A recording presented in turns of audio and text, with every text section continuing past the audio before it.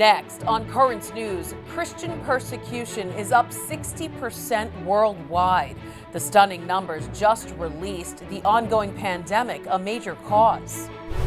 20,000 National Guard troops have descended on the nation's capital as fears of more violence push anxiety levels to the brink.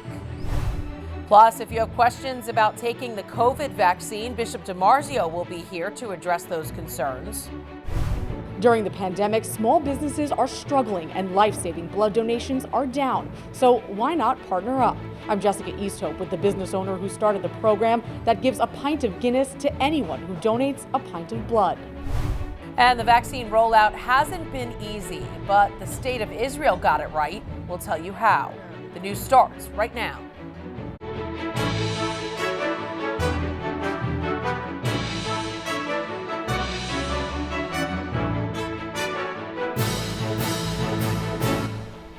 Good evening, I'm Christine Persichetti. Every day, 13 Christians worldwide are killed because of their faith. Every week, nearly 86 churches or Christian buildings are attacked. Those astonishing numbers are from a new report by the 2021 World Watch List, an annual study on persecution. Currents News' Emily Drewby is with a local Diocese of Brooklyn leader who says the pandemic has created new ways in which Christians are suffering. The pandemic locking billions of people across the world in their homes, but it didn't stop the scourge on society that is Christian persecution. It made it worse, taking on new forms, including refusing much needed aid to the faithful. Very early on, there definitely was reports. We had reports out of India, reports out of Pakistan, and reports out of parts of Africa talking about the disparity in treatment. Governments blame access to certain communities. However, Ed Clancy with Aid to the Church in Need, a Catholic organization fighting Christian persecution, raises a good question. Why is it that these Christian communities seem to be, the ones that are suffering more when it comes to not receiving government aid? In Kaduna, they say it's about, in certain towns, 1/5 the amount of aid went to Christian areas as opposed to other areas. Christian religious gatherings have also been targeted. They went in and said that the church could not have its function, and yet every day a mosque has hundreds of people come in and out with nobody there stopping them. Safety is a big concern. Christian advocacy group Open Doors says the number of Christians being murdered for their faith went up 60%. We had the pandemic, which caused military or government or policing groups to be stretched to the limits. So there's more opportunity to do bad. The numbers are grim. 340 million Christians face discrimination, 13 killed for their faith daily, and 12 churches or Christian buildings attacked. 45 countries scoring persecution levels rated as very high. The United Nations warning terrorists are exploiting the pandemic and the pain it has caused, aiding the recruitment. At the same time, because of restricted church attendance, it's harder to spread word of what's happening. So it becomes harder for the message, for the information to be delivered. Ed says a lot rides on that communication. It's how they inform, fundraise, and ultimately how they continue to fight for persecuted Christians across the globe. In Coney Island, Emily Drewby, Currents News. This year, the worst offenders went relatively unchanged, with North Korea topping the list once again, a shameful ranking they've held since 2002. Other countries include Somalia, Libya, Pakistan, Eritrea, Yemen, Iran, Nigeria, and India. Sudan dropped out of the top 10 for the first time in 6 years. The report includes more than 60 countries and is considered the most comprehensive grassroots data available on Christian persecution worldwide. If you want to help Christians facing persecution around the world, you can right now and right from home. Just head to churchinneed.org and click Donate Now. That's the Catholic organization Ed Clancy heads up, and every little bit matters. The National Guard lining the streets of the nation's capital, 20,000 strong, now given the go-ahead to use lethal force to prevent a repeat of last week's deadly violence. A marked escalation that comes at the request of federal authorities. This after a historic vote on the House floor to impeach President Trump for the second time in U.S. history. The country must now contend with a trial in the Senate as security concerns grow in the days leading up to the inauguration of President-elect Joe Biden. Nadia Romero reports on the new terrorism warnings. Horror, confusion, and pain. Just some of the things lawmakers felt at the U.S. Capitol. I haven't seen a sight like that since I was in Iraq, in a war zone.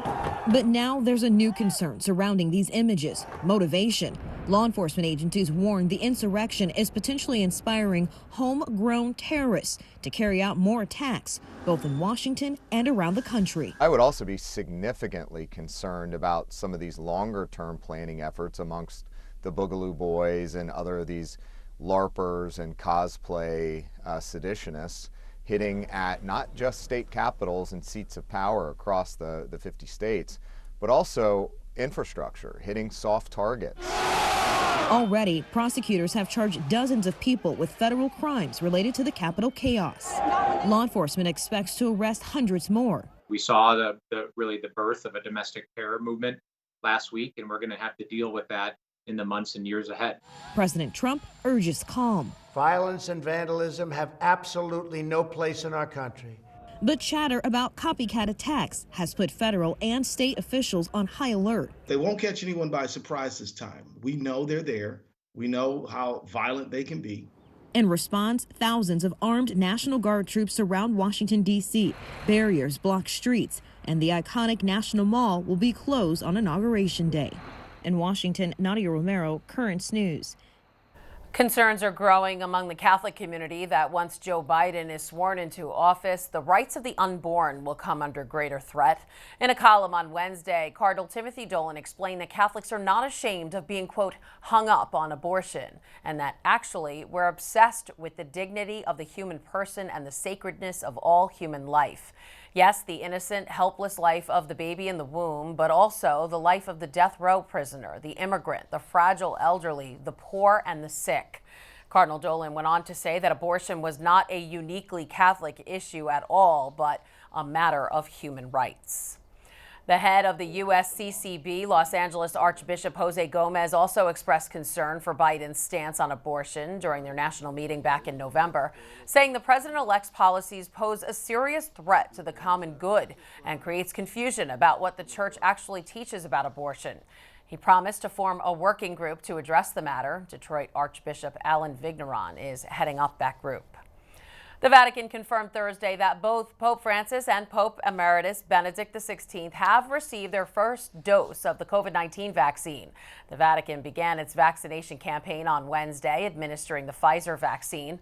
Over the weekend, the Holy Father said people have an ethical duty to take it. Parishioners at St. Athanasius and St. Dominic Church in Brooklyn are doing their duty. All these people got vaccinated today at St. Dominic's Church. Maimonides Hospital did the best. That's Monsignor David Casado, pastor of the two churches. On Wednesday, staff from Maimonides went there to administer vaccines to everyone who was eligible. Monsignor Casado joins us now on the phone. So, Monsignor, you have some lucky parishioners. I know it hasn't been easy for seniors to navigate the website and sign up for a vaccine appointment. So how'd you do it and how'd it go? Well, I tell you, God is good. It all came together on Tuesday morning. Tuesday morning, I get a call from Maimonides Hospital, Maimonides Medical Center. I'm on the board of directors there. And they called me and they said, could you get parishioners to come to the hospital to get the vaccine? And I said, it's much easier if you could do it here. So they said, what's the space? And I have a clean, empty space at St. Dominic's. And I said, go look at the space at St. Dominic's. They went, they called me back in the afternoon. They said it's a go. So we had a very interesting day. I called 4 or 5 parishioners. I said, put the word out. They asked me, how many people you think you're going to get? I said, 200. And it went, all things considered, it went flawlessly. That's amazing. Now, we caught up with your friend, Monsignor Romano, the other day. He said you two got vaccinated together. So how did it feel? And is there any pain or any side effects after getting the shot? Well, I got to tell you, I got the shot on Monday morning about 8 o'clock. After the shot, I said a funeral at 9:45. I functioned the whole day, went 45 minutes on the treadmill. I must say, Tuesday when I got up, I was a little foggy, and my arm had a pain. I mean, I can't complain. A little soreness in my arm. That's the only thing. That's good to hear. Now, everyone wants to know if you'll be organizing another vaccine clinic at the church. I called Maimonides Medical Center today. I begged for another day next week or the week after. We'll see how it goes. I'll keep you informed. This way you can put it out on currents. Sounds like a great idea, and we'll say a prayer. Monsignor David Casado, pastor of St. Athanasius and St. Dominic's Church. Thanks for calling in again. God bless you, Christine, and tell your family I said hello. There's a lot more news headed your way. We've collected, I guess after today, it'll be over 800 donations at a time when blood is very needed. A hard-hit business owner finds time to give back to his community, hosting blood drives at his area restaurants. Then, President-elect Joe Biden says he wants to make the needs of small businesses a centerpiece of his administration. How will that work? We'll ask the experts.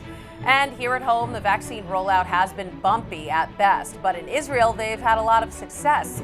We'll tell you about their vaccination success story coming up. Now you can help us put your faith in the news. The next time you capture a newsworthy event, send us your pictures or video. It's easy. Go to netny.tv/send us, and you may see your submission on Currents News.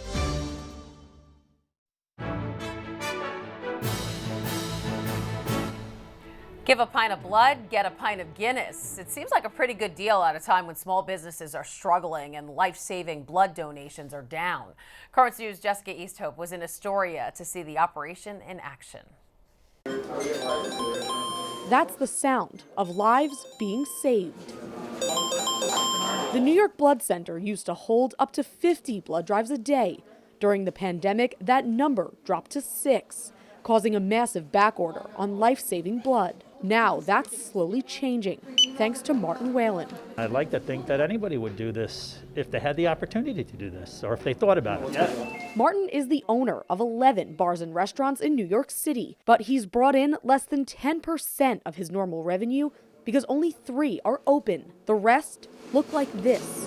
While there's no steady flow of business, Martin partnered with the New York Blood Center to host blood drives in his bars. So far, they've hosted about 20 and have donated more than 800 pints of blood. If you feel dizzy, let me know, okay? Right now, blood is in high demand.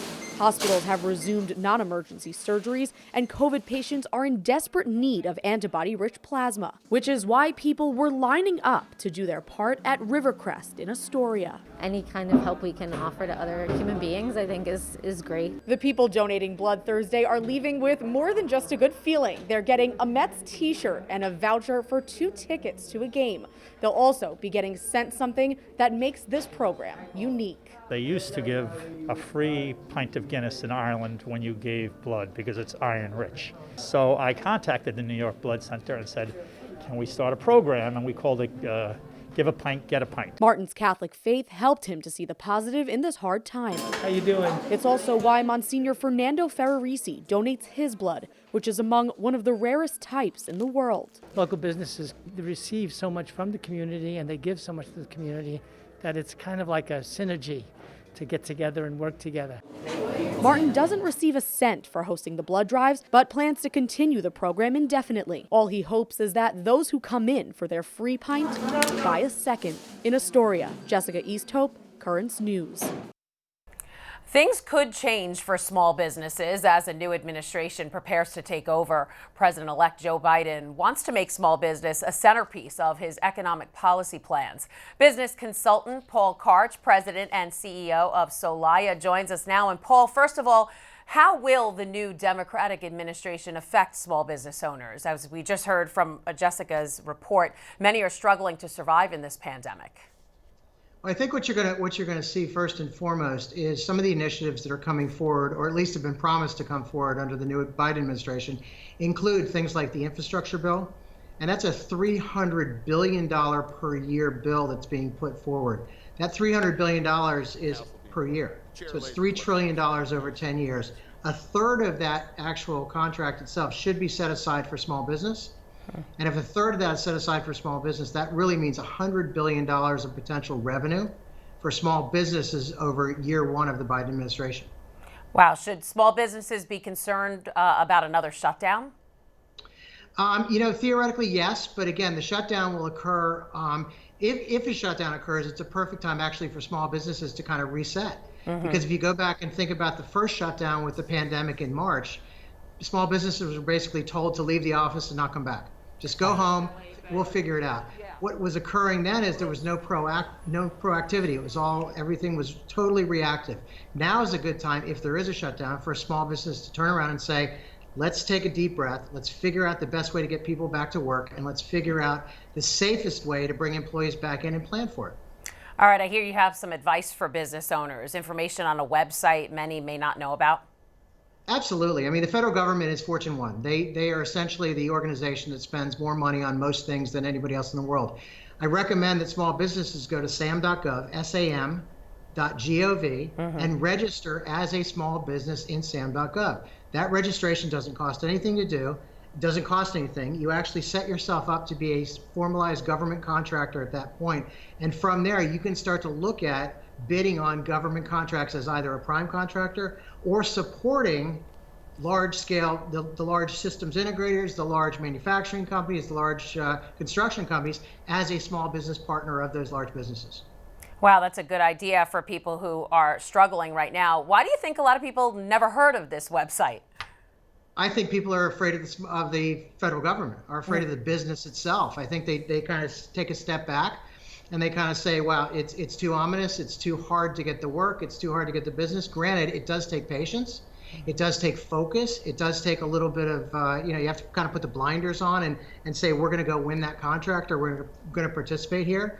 But once you do it and win the first contract and realize that I've seen companies, 4-person companies, go from $400,000 in revenue in 1 year to $4 million in year 3 and $40 million by year 5. All right, some good advice. Paul Karch, president of Solaya, thanks for being with us today. Okay, thanks for having me. I appreciate it. Bye-bye.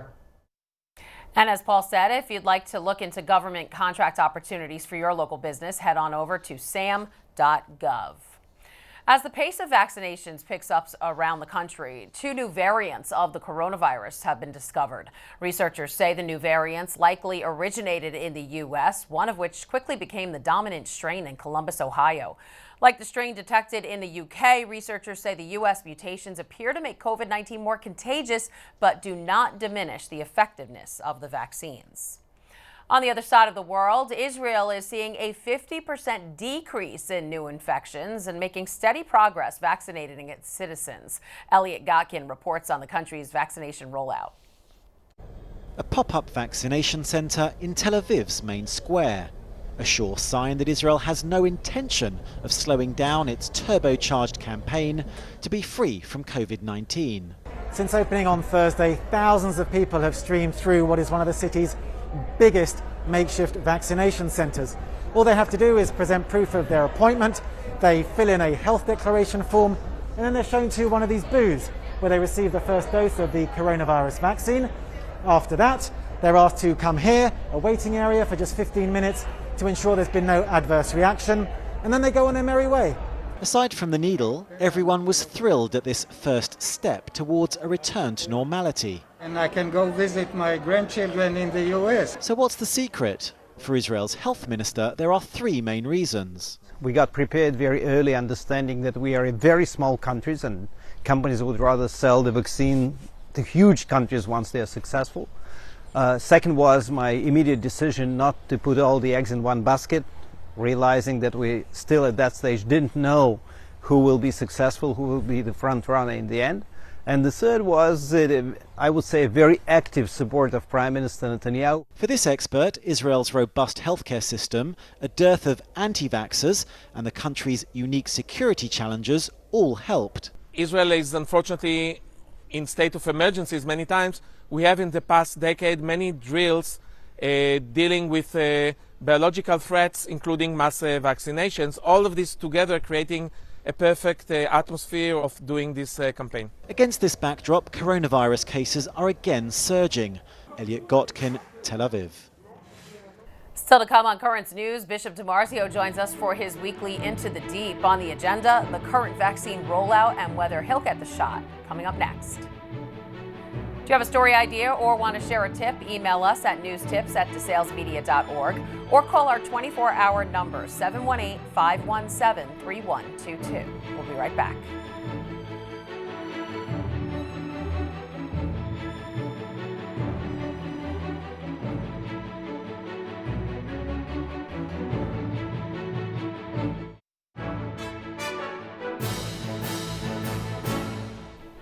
Continuing our coverage of the ongoing COVID vaccine rollout, the Bishop of Brooklyn, Nicholas DiMarzio, sits down with the Tablet newspaper's editor emeritus, Ed Wilkinson, to talk about when he will get the vaccine and the importance of getting the shot in this week's Into the Deep. Ed.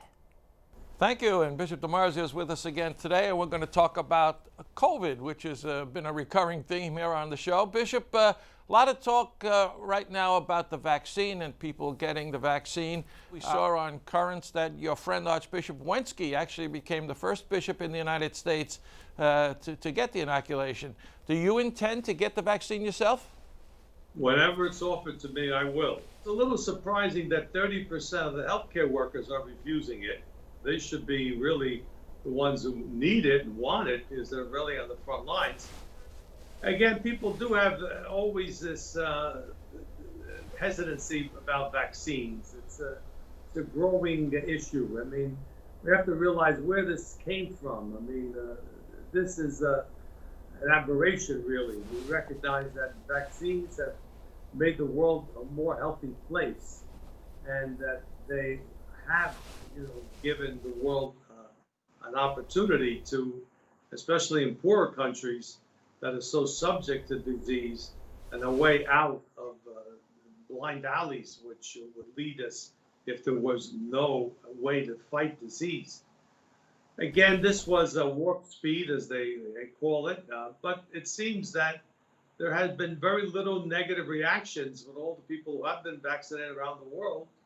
So it seems safe, and the companies would not put it out unless they believed it was safe for their own protection, never mind our protection. So I'm pretty confident that it's safe. Let's hope it's as effective as they believe.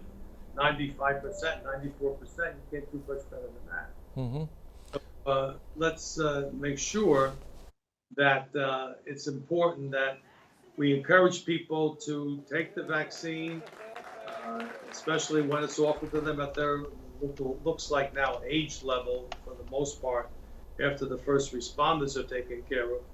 But I'll be in line whenever I'm called to go. And how are the churches coping with this pandemic? We continue to take the precautions that we've been taking now for months? I think so. I think nobody's slackened up. It seems like the people are as cautious as ever. Some people are coming back, and some still are virtually looking at Mass on television because of their own underlying condition. Let's hope as people are vaccinated and feel better, they will start coming back. But it's going to be a gradual process, obviously. Yeah. Okay, Bishop, thanks a lot for the update. We'll talk again next week. Christine, we're throwing it back to you now at the news desk. Thanks, Ed. And that is Currents News. I'm Christine Persichetti. Thank you for joining us, because we are putting your faith in the news. Hope to see you again next time.